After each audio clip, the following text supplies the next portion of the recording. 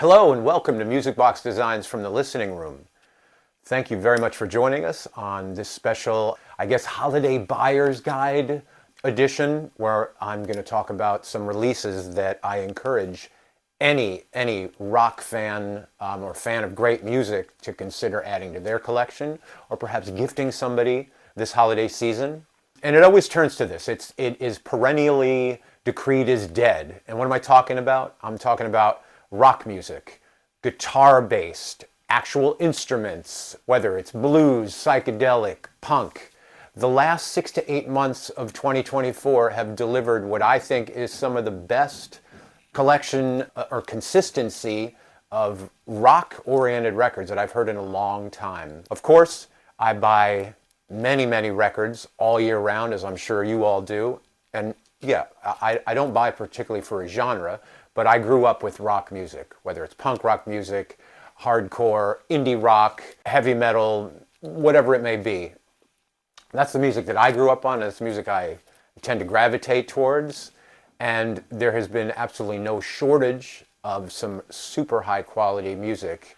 Enough for me to say maybe 2024 is, a landmark year for music, for rock music. Maybe it's going to break that seal again and get in everybody's consciousness. So I want to start. I'm not going to do every record. I'm highlighting a few. I'm highlighting a few of what I think are some of the best records that have come out recently. And of course, there's many other mentions. So this isn't a year-end best of. I guess it kind of sounds like that. I'm really trying to highlight albums that I think, sort of dispel the myth of rock being dead, and also, if you are unfamiliar with these releases or these bands, to check them out. And I first want to start with a record that came out in 2024, a little while ago. It was actually posthumously released, and I'm talking about Shellac. Of course, before we start, I'm not able to play any of these songs due to copyright restrictions, and that's fine, but I encourage all of you out there watching to check out these records, stream them to get a sense of what they are. They sound, as always, infinitely better on vinyl. So the first record I'm going to start with is Shellac, and it is called To All Trains. And it is the last record, sadly, by the great Steve Albini, producer, musician extraordinaire, sort of champion of the arts. The man meant a lot to me. Growing up, he kind of informed my my viewpoints about art and commerce, giving back, reinvesting your money into a project, that the art is infinitely more important than the money it can generate. And I know that he's going to be gratefully missed. He's going to be tremendously missed. He is a champion, I hate to say of the underdog, but just a champion of people that actually care about art.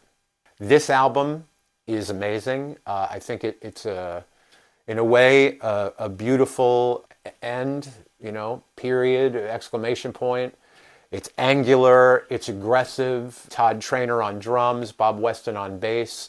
They don't have the sort of long songs that they often have, 1 or 2 highlight long songs per record. It's a bit more succinct delivery, but the storytelling, the production, of course, is amazing. And it's a great record. I highly recommend it if you're curious what the man's about. It's very free, it's very liberating, it's very powerful. And so that's what I'm going to start with, Shellac, To All Trains. And we're going to move on in no particular order of release date. We're going to move on to a record that maybe a lot of you know, but man, I've been talking to people that are actually not even huge fans of him. They're like, holy crap, this is a really good record. And I'm talking about Jack White. There's probably glare on this. Doesn't matter. I'm kind of free forming this one. Jack White's album, latest, it's called No Name.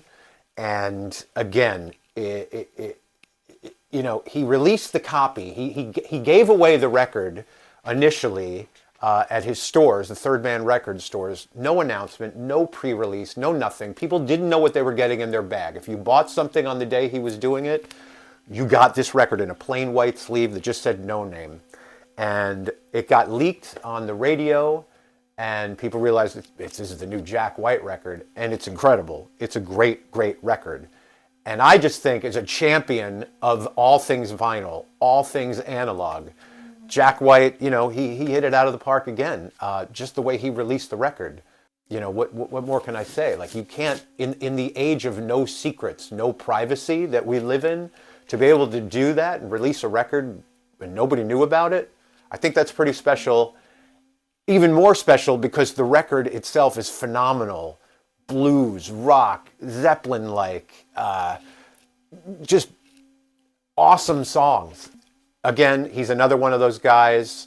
He really cares about the sort of naturalistic recording. He does like to add in a few bits of, you know, nods to modernity, to modernism in recording technique, and that's fine. But man, this record is killer. If you like blues, if you like boogie, if you like sort of like this 70s sort of blues rock vibe, this is the album. I think it's his best album, and I am a fan of Jack White. Raconteurs, Jack White, solo album, White Stripes, obviously. This album is amazing, so I'm very happy for him. He's on tour now too, so you should check it out. Every song is pretty much great. I'm not going to go through it, but you should definitely get it. And that's 2. What comes next? Let's see. Oh, we're going to throw a little, we're going to shake it up a little. So we've been talking about some heavy-duty rock, right? Shellac, heavy-duty rock. No Name Jack White, heavy-duty rock. Another great, because what I'm saying is all the records that are coming out lately, or a lot of records that have been coming out lately, are sort of spanning the spectrum of rock, indie rock, blues rock, punk rock, you know, what have you, experimental rock. And this is an album I was really, really excited to get when I read the pre-release. It's the Hard Quartet. If you were unfamiliar with them, it's a bit of a supergroup, really, which I think, I'm not really into that term, but that's what they're calling it. Fine. Consisting of Steve Malkmus of Pavement. You got Matt Sweeney of Chavez, Superwolf. He's a producer. He's secretly like one of my heroes of rock music. You got Jim White on drums from the Dirty Three. He's extraordinary. You got Emmett Kelly, another sort of highly sought after, I hate to say indie session guitar player, but he was in a band, the Cairo Gang. He's played with Will Oldham as well, along with Matt Sweeney. And they're switching albums here. It is really, it's a great, another great record, great songs. You feel the influence, or I'm sorry, you feel the, what each member brings individually definitely comes to the table. You know, Steve Malkmus of Pavement, you can feel, you can hear Pavement, Matt Sweeney, going back to Chavez, one of the most underrated bands of all time. You hear him, Emmett Kelly, but then collectively together, you know, they're swapping instruments. It's a great record, man. And it's a double record. I highly recommend it. It's on Matador Records. That's 3. Blam, in what, the last 6 months? This next record is a band from Melbourne, Australia, I think. I hate to give like the sort of Wikipedia version of this stuff. They're called Amyl and The Sniffers, fronted by this force of nature, Amy Taylor on vocals. They're punk, they're like Motorhead rock. Declan, the guitar player, don't know his last name, man, is ferocious. They're a little bit, I don't know, I hear like sort of disco beats in there. And their new album is called Cartoon Darkness. And it's their 3rd full-length album, and it's incredible as well. I know I keep saying that. I don't know what else to say. This is how ecstatic I am about these new releases. Great songs, great lyrics by Amy Taylor. The band is fantastic. They recorded it, I believe, at Dave Grohl's studio with the sort of legendary Neve board from Sound Studios of Fleetwood Mac, Nevermind. It's a huge sound. Like I said, it's a little punk rock. It's just hard rock. It's definitely got some new flavors in there too. I know that they're really big fans of the Beastie Boys. I saw them on an interview mentioning that, and I love it. I'm hard pressed to pick, you know, a favorite, and I don't like to do that anyway, so I would just say this album is amazing. You should definitely get it. Which brings me to another band smaller band, and it's not that I wasn't going to mention it, I was trying to make the point that like sort of bigger indie labels are putting out amazing music, but also small indie labels are putting out amazing rock music. So we're going to go to, I believe, Norway, the ice plains of Norway for this next band. And this was a release I was really looking forward to getting for a long time as well. Pre-ordered it. It's the band Slowmosa, and the album is called Tundra Rock. Yeah, they're going to call it stoner rock. I think I'm going to stick with Tundra Rock, as they name it. It's austere, it's powerful, it's smoky. I dig the vocals on it. I dig everything about this band. Great band. Again, I think they're coming to the Netherlands. I'm definitely going to check them out. It's on Stickman Records, put this out. Home of a lot of good music. Quickly, just Elder, King Buffalo, amazing bands, and there's a lot of other great bands on there as well. Highly, highly recommended album. But that's not all, because there's other new albums, of course. The new Smile album, I think, is really great. If you want sort of more experimental music, it's called The Cutouts. And of the 3 records they put out, it's actually my favorite record. Fontaine's DC released a new album this year. Not quite as, not that they're a heavy band, but the more I listen to it, the more and more I love that record. They're definitely moving forward, which is always nice to see. But again, they're all sort of rock-oriented bands, not the typical things you would hear on the top 40. Are they going to infiltrate that? I don't know. I don't really care. I'm just trying to let you guys know about some great music. And finally, a record that is one of my favorite records of all time by a band that I love. No one quite sounds like them. Say what you want about Jim Morrison's poetry, blah, blah, blah. The man's voice is just this elemental thing, this gift really from the universe. And I think LA Woman is their best album, one of my favorite albums. I have many, many copies of it, many iterations.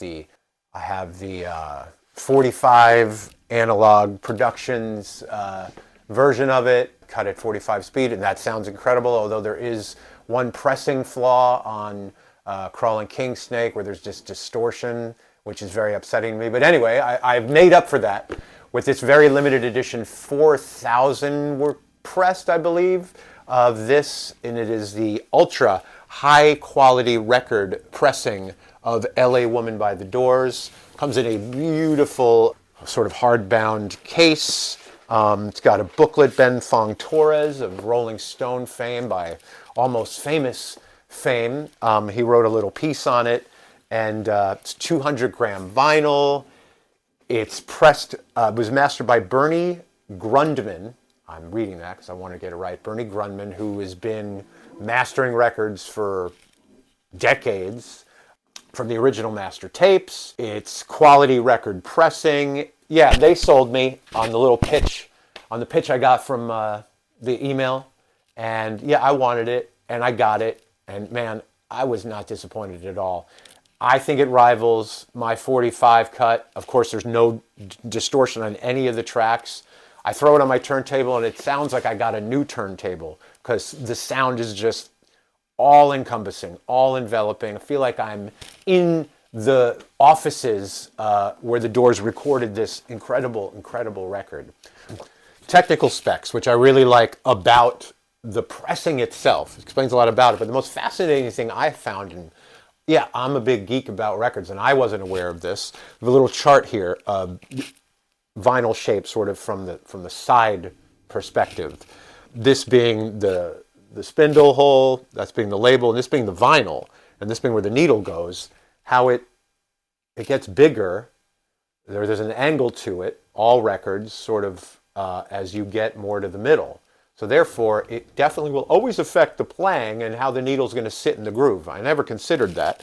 This record is flat all the way through. It doesn't raise the angle, it's flat. So the performance is always the same. I never considered that, but it's a really nice touch that it's here. It's an amazing sounding record. Highly, highly recommend this record. So that's it. What do we got going at Music Box Designs? Well, we're still pushing along with our 100% oak, kiln-dried edge-glued oak vinyl storage surrounding me. Here over here, as the holidays approach, get some records, buy some of our music boxes, and we appreciate you stopping by.